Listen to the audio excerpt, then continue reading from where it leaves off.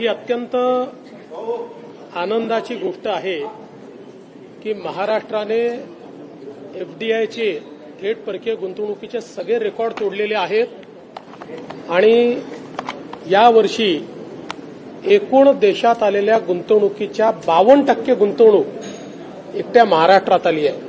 म्हणजे देशातल्या सगळ्या राज्यातली गुंतवणूक एकत्रित केली तरीही महाराष्ट्रातली गुंतवणूक त्यापेक्षा जास्त आहे.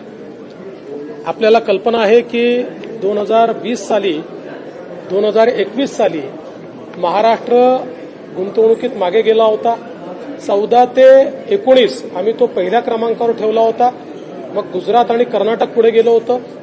ज्यावेळेस सरकार आल्यावर माझ्या पहिल्याच इंटरव्ह्यूत मी सांगितलं होतं की थेट परकीय गुंतवणुकीत पुन्हा महाराष्ट्राला क्रमांक 1 वर आणू. 22 मध्ये 23 मध्ये पुन्हा आम्ही त्याला पहिल्या क्रमांकावर आणलं आणि मागच्याही वर्षी आपण बघितलं असेल आपल्यानंतरची जी मोठी राज्य आहेत गुजरात असेल, कर्नाटक असेल, दिल्ली असेल यांच्या एकत्रित गुंतवणुकीपेक्षा जास्त गुंतवणूक आपल्याकडे आली होती. पण यावेळेस तर आपण सगळे रेकॉर्ड तोडलेले आहेत आणि 52% गुंतवणूक एकट्या महाराष्ट्रामध्ये आलेली आहे.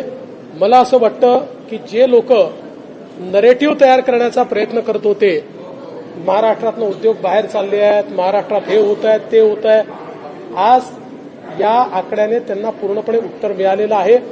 आणि आपण बघितलं असेल टोयोटा सारखी मेजर कंपनी, फोक्सवॅगन सारखी मेजर कंपनी या सगळ्या कंपन्या आता महाराष्ट्रात आहेत. सर, विरोधी पक्षनेते म्हणतायत वडेट्टीवार की एकंदरीत कागदेवरती घोडे नाचवण्याचा प्रकार आहे.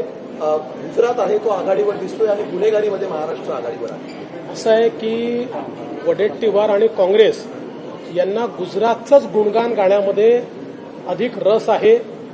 खरं म्हणजे मला तर आश्चर्य वाटतं की आपलं राज्य पहिल्या नंबरवर आल्यानंतर जे राज्य आपल्या कितीतरी मागे आहे ते राज्य पुढे असं म्हणणं हा महाराष्ट्रद्रोह नाही आहे, महाराष्ट्रद्रोही स्टेटमेंट नाही आहे.